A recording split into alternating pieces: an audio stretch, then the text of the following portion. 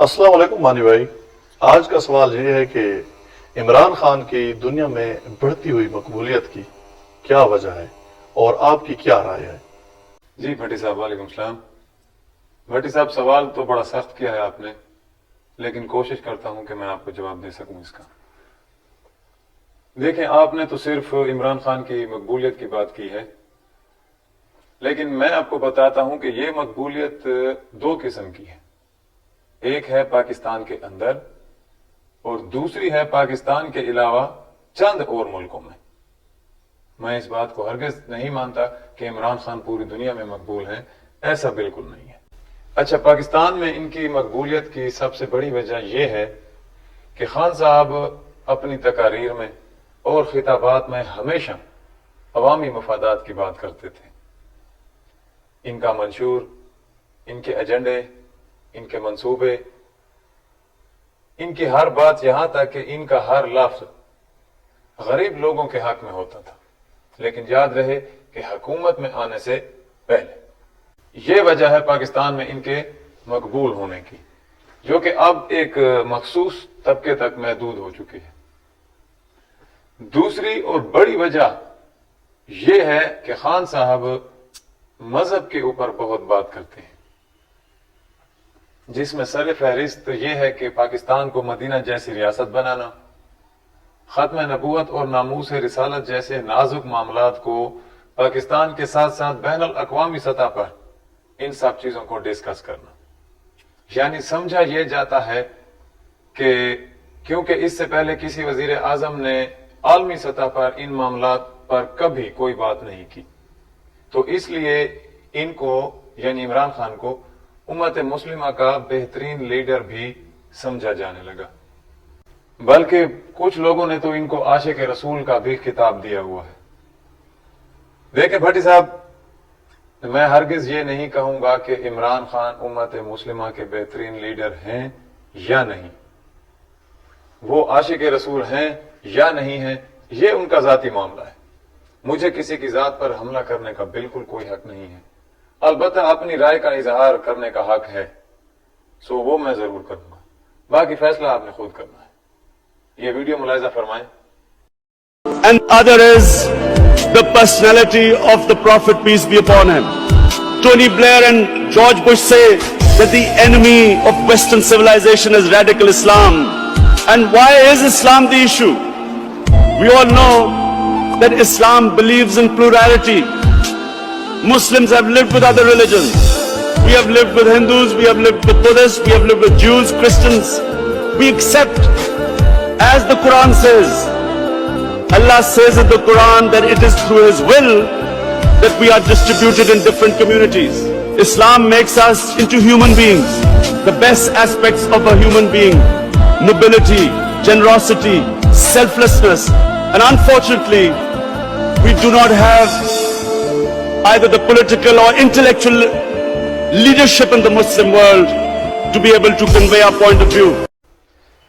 بھٹی صاحب، یہ تمام چیزیں جو آپ نے سنی یا اس ویڈیو میں دیکھی ہیں، ان میں ایک چیز بالکل واضح ہو جاتی ہے کہ خان صاحب نے جو کچھ بھی اس ویڈیو میں بیان کیا ہے وہ سب کم علمی کا نتیجہ ہے۔ یعنی اس میں بیان کی جانے والی باتیں اکثر حقیقت کے بالکل برعکس ہیں۔ نمبر 1، اسلام میں دوسرے مذاہب میں رہنے کی کوئی پابندی نہیں، بالکل غلط۔ قرآن پاک میں واضح لکھا ہوا ہے کہ یہی دین سچا ہے۔ بھٹی صاحب، یہ تمام چیزیں سننے یا دیکھنے کے بعد ایک بات تو بالکل واضح ہو جاتی ہے کہ خان صاحب نے جو کچھ بھی اس ویڈیو میں بیان کیا ہے وہ سب کم علمی کا نتیجہ ہے۔ یعنی اس میں بیان کی جانے والی اکثر باتیں وہ بالکل حقیقت کے برعکس ہیں۔ جیسا کہ اسلام میں دوسرے مذاہب میں رہنے کی کوئی پابندی نہیں، یہ بالکل غلط ہے۔ یہ سٹیٹمنٹ، یہ بیان بالکل قرآن کے خلاف ہے، کیونکہ قرآن میں واضح لکھا ہوا ہے کہ یہی دین حق پر ہے، یہی دین سچا ہے۔ اسلام ہندوؤں، یہودیوں، بدھ مت یا اس کے علاوہ جتنے بھی مذاہب ہیں سب کو تسلیم کرتا ہے، یہ بات بالکل غلط ہے۔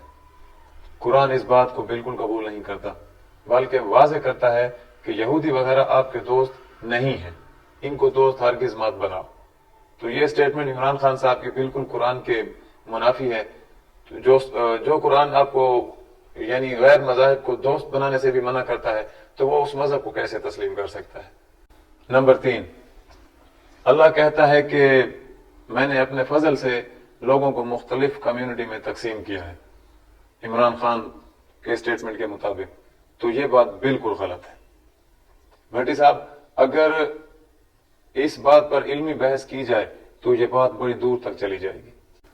ہاں، یہ بات ضرور لکھی ہے کہ ہم نے تمہیں مختلف قوموں یا قبیلوں میں اس لیے تقسیم کیا ہے تاکہ تمہیں ایک دوسرے کی شناخت کرنے میں آسانی ہو۔ یعنی خان صاحب نے جو مراد لی ہے اس سے وہ بالکل غلط ہے۔ اس سے ہرگز یہ مراد نہیں ہے کہ اسلام کی نگاہ میں جو ہندو ہے وہ بھی درست ہے، جو یہودی ہے وہ بھی ٹھیک ہے، جو بدھ مت ہے وہ بھی ٹھیک ہے، تو یہ بالکل غلط ہے۔ اور میں پہلے ہی کہہ چکا ہوں کہ یہ سب کم علمی کا نتیجہ ہے۔ ہاں، یہ میں ضرور کہوں گا کہ جو لوگ صاحب علم ہونے کے باوجود ان باتوں پر چپ ہیں، یا تو ان کا علمی لیول بھی خان صاحب کے علمی لیول کے برابر ہے، یا پھر وہ منافق ہیں۔ ان کو یا تو اپنی وزارتیں عزیز ہیں یا پھر خان صاحب کا تعلق عزیز ہے، شاید اس لیے وہ حق بیان کرنے سے قاصر ہیں۔ اور ان میں سب سے زیادہ گلہ مجھے طارق جمیل صاحب سے ہے اور مفتی طارق مسعود صاحب سے ہے، کیونکہ یہ دونوں خان صاحب کی بہت حمایت کرتے ہیں اور شاید اچھے دوست بھی ہیں۔ تو کچھ لوگ تو خان صاحب کی ٹیم کا حصہ بھی ہیں جو کہ عالم کا درجہ رکھتے ہیں، تو وہ سب بھی خاموش ہیں۔ بہرحال ان کی اپنی مرضی، ہم کیا کہیں۔ بس میں تو اتنا کہوں گا بھٹی صاحب کے قرآن پاک میں تو اللہ نے واضح کر دیا ہے کہ حق بات کو چھپانے والا کون ہوتا ہے۔ بھٹی صاحب اپنے موضوع پر واپس آتے ہیں۔ تو یہ تھی خان صاحب کی مقبولیت کی وجوہات، خان صاحب کا علمی لیول اور لوگوں کی رائے۔ بھٹی صاحب، میری رائے کے مطابق جو لوگ عمران خان صاحب سے یہ امید لگا رہے ہیں کہ یہ عالم اسلام کے بہترین لیڈر ہیں اور پاکستان کو ریاست مدینہ بنائیں گے، ان کا اللہ ہی حافظ ہے۔ کیونکہ آپ خود فیصلہ کریں ان کی شروعات کہاں سے ہوئی تھی۔ ڈی چوک اسلام آباد آپ کو یاد ہوگا، جو 126 دن کا دھرنا انہوں نے دیا تھا۔ اس پر زیادہ لمبی بات نہیں کریں گے۔ جو کچھ وہاں پر 126 دن تک ہوتا رہا وہ سب مکمل طور پر غیر اسلامی فعل تھا، اور اس کے علاوہ اور بھی بہت کچھ ہو رہا ہے ان کی حکومت میں جو کہ قرآن و سنت کے بالکل منافی ہے۔ تو ایسے آدمی کو میرے خیال سے اسلام کا لیڈر کہنا میرے مطابق درست نہیں ہے، اور ایسے آدمی کو یہاں عالم اسلام کا بہترین لیڈر کہا جاتا ہے۔ بھٹی صاحب، یہ ویڈیو ملاحظہ فرمائیں طارق جمیل صاحب کی اور مفتی طارق مسعود صاحب کی۔ پر عمران خان کی جو بھی تقریر میں نے سنی ہے بلا مبالغہ، مجھے نہیں پتا کہ وہ یہودی ایجنٹ ہے یا نہیں ہے، مجھے نہیں پتا، لیکن اللہ کی قسم ان تقریروں میں جو مزہ آیا ہے وہ ایسے لگتا ہے جیسے کوئی عالم دین اور مولوی تقریر کر رہا ہو۔ یا اللہ، تو نے ہمیں ایک اچھا حکمران دیا ہے، نیک سیرت ہے، دیانتدار ہے، محنتی ہے، اس کی مدد فرما، اس کی مدد فرما، آگے سے پیچھے سے دائیں سے بائیں سے اس کی حفاظت فرما، اس کو اچھے خیر خواہ مشیر عطا فرما۔ دیکھیں بھٹی صاحب، جو آدمی صلی اللہ علیہ وآلہ وسلم ٹھیک سے نہیں کہتا، خاتم النبیین ادا نہیں کر سکتا، اور کہتا ہے کہ مجھے اللہ نے ایسے تیار کیا ہے جیسے کسی نبی کو تیار کیا جاتا ہے، معاذ اللہ۔ میں اپنی طرف سے یہ سٹیٹمنٹ نہیں دے رہا، آپ یہ ویڈیو ملاحظہ فرمائیں۔ میری تیاری کروا رہا ہے جس طرح اس نے نبی کی تیاری کروائی۔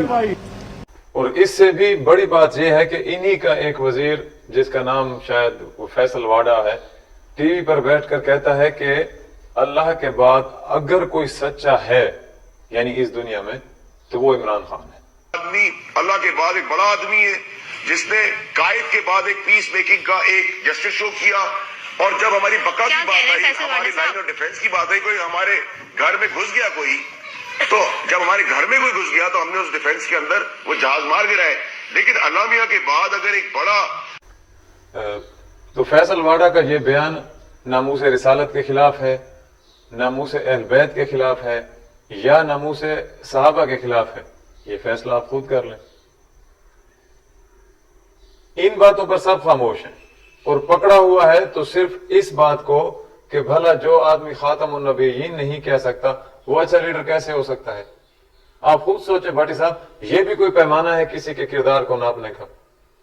عربی زبان کا لفظ ہے، اگر کسی کی زبان پر نہیں آتا تو نہیں آتا، یہ تو مسئلہ نہیں ہے، بلکہ اس سے بڑھ کر اور اس سے بھی زیادہ سنگین مسئلہ کوئی اور ہے جس پر آج تک کسی نے کوئی بات نہیں کی اور نہ ہی کوئی رد عمل سامنے آیا ہے۔ اب بھٹی صاحب، عوام سے تو اس قسم کے رد عمل کی امید کی نہیں جا سکتی، لیکن علماء صاحبان بھی اس پر بالکل خاموش ہیں، جو کہ بڑی فکر والی بات ہے۔ حالانکہ یہ صرف مسئلہ ہی نہیں ہے بلکہ گناہ اور اللہ اور اس کے رسول کی نافرمانی کے زمرے میں بھی آتا ہے، بلکہ اگر اس کو دیدہ اور دانستہ نافرمانی بھی کہا جائے تو بالکل غلط نہیں ہوگا۔ بھٹی صاحب، وہ مسئلہ ہے خان صاحب کا یو ٹرن، اگر آپ کو اندازہ ہو تو۔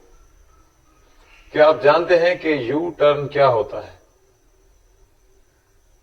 خان صاحب اور ان کی پوری ٹیم جو کہ مکمل طور پر یو ٹرن کی قائل ہو چکی ہے، ان کے نزدیک یو ٹرن کی حیثیت صرف اتنی ہے کہ کوئی بھی بات کریں، کوئی بھی وعدہ کریں، پھر اس کو پورا نہ کریں، اس سے مکر جائیں۔ اس کو یہ لوگ یو ٹرن کہتے ہیں اور بڑے فخر سے اس بات کو تسلیم بھی کرتے ہیں۔ لیکن ہم اس یو ٹرن کی تھوڑی سی اپنے طریقے سے وضاحت کریں گے، یا پھر میں یوں کہہ دوں کہ وہ جیسے علی مرزا صاحب کہتے ہیں نا کہ تھوڑی سی ہم اس کی انجینئرنگ کریں گے۔ بھٹی صاحب، یو ٹرن کی قانونی حیثیت کو آپ چھوڑ دیں، اخلاقی حیثیت کو بھی آپ نظر انداز کر دیں، صرف اور صرف یہ دیکھنے کی کوشش کرتے ہیں کہ اس یو ٹرن کی شرعی حیثیت کیا ہے۔ بھٹی صاحب، آپ اپنی زبان سے، اپنی کسی بھی بات سے یا کسی بھی عہد سے یکسر پھر جائیں، مکر جائیں، اس کو کہتے ہیں یو ٹرن۔ یو ٹرن یعنی زبان سے پھر جائیں، یعنی عہد کو توڑ ڈالیں، کوئی وعدہ کریں تو وعدہ خلافی کریں، جھوٹ بولیں، یعنی یہ اس کو یو ٹرن کہتے ہیں۔ اب آپ خود بتائیں کہ کس طرح ان لوگوں نے اس یو ٹرن کو اپنے سر کا تاج بنایا ہوا ہے، اور صرف انہوں نے ہی نہیں بلکہ ہر سیاسی پارٹی کا یہی حال ہے۔